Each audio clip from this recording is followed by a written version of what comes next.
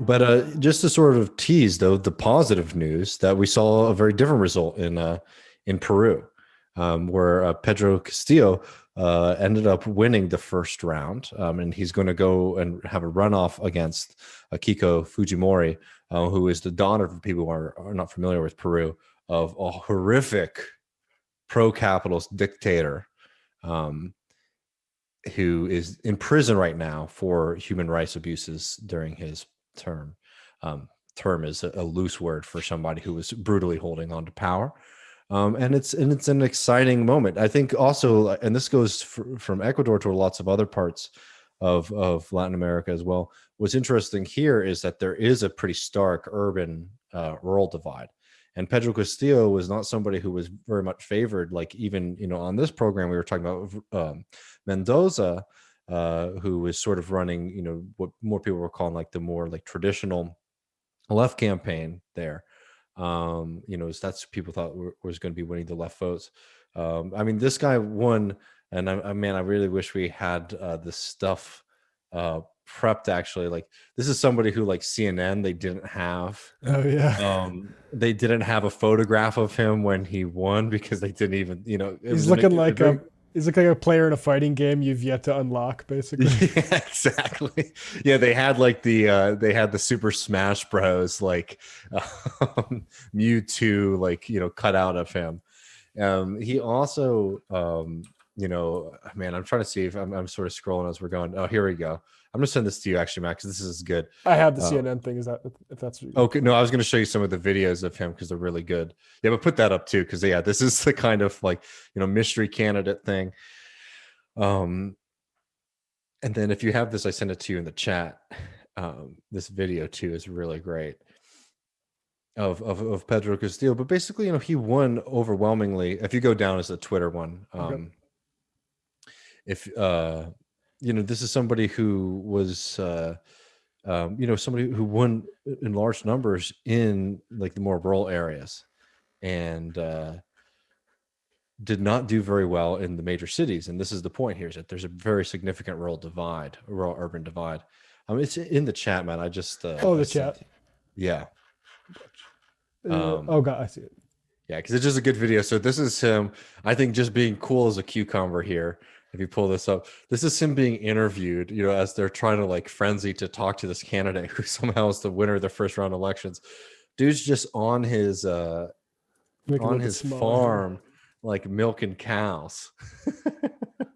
Okay.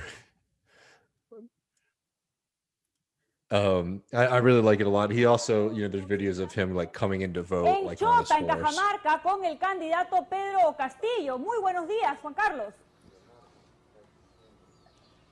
Hola, buenos días, Pamela. Muy buenos días a todo el país. Aquí en Cajamarca, en la provincia de Chota, muy específicamente en el distrito de Anguía. So this is perfect stuff. Amazing. I will honestly say it's very much tailor-made for me. There's also videos of him. Desde muy temprano en la chacra, there's also videos of him like going in to vote and like riding in his horse, which, as somebody who saw like the worst aspects of the Trump administration, like playing up that cowboy thing, I like having somebody on the left doing that. I thought that was really fun. But like, to talk a little bit more like seriously about this, the party that he is a member of describes himself as Marxist-Leninist. He is gotten politics mainly. He's more famous for, he's a school teacher and ran a very successful strike, teacher strike in the country. So that's really like his claim to fame there.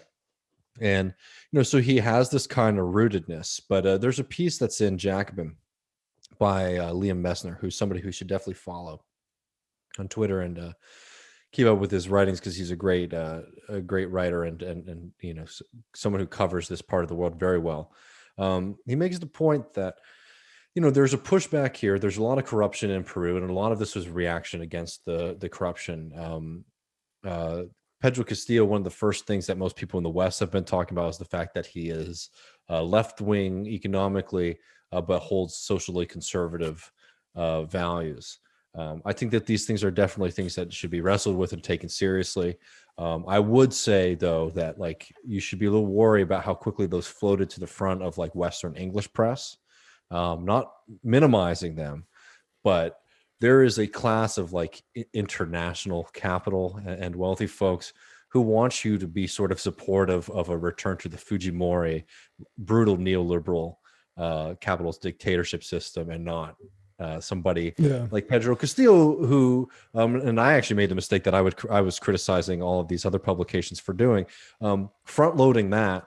Instead of talking about why he would support, because this is somebody who wants to nationalize industries. This is somebody who wants to rewrite the constitution, that was put into place by the dictatorship.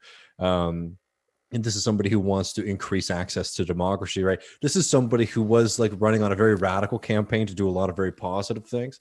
And the way that it's basically has been covered so far has been fixating on, that kind of merger. Yeah. I would also just say relativistically, like a social conservative, a Fujimori, like, okay. And that and also like when we're saying socially conservative, it's like this is somebody being asked questions and giving answers on them versus somebody saying like my platform is to strip people of this rights, right? This is somebody who like when it comes to a lot of these questions has said like I'd prefer the people to decide, but if you ask me my position on them, they're this, right? Again, it's not great. I'm not minimizing those struggles. I'm just saying that like it's being framed in a way to sort of poison the well to make you think that this is a bad development and not something that's positive. You're contextualizing the emphasis. Yeah, yes. Exactly. But if you read this piece in Jacobin, and I'd like to be able to talk to somebody, maybe even if we could get Liam on, that'd be really great. He makes a good point here that this party has sort of like shot up, and Pedro Castillo's relationship with it is not like super rooted.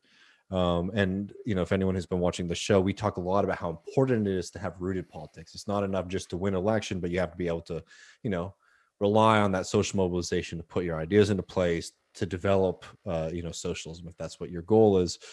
Socialism is not just a set of policies. It is a process of moving from a capital system into a social system. And what you need to do as a socialist government is to help working people build the capacity to govern themselves and govern their own workplaces, right? So to be able to do that, you need the party structure. And the question here is not, and Liam's not saying that this is impossible, but he's saying it's not really there yet. So if there is a victory, even like there's a lot of organizing work that needs to be done to turn the Peru Libre Party into, an equivalent of like Moss, for example. Interesting.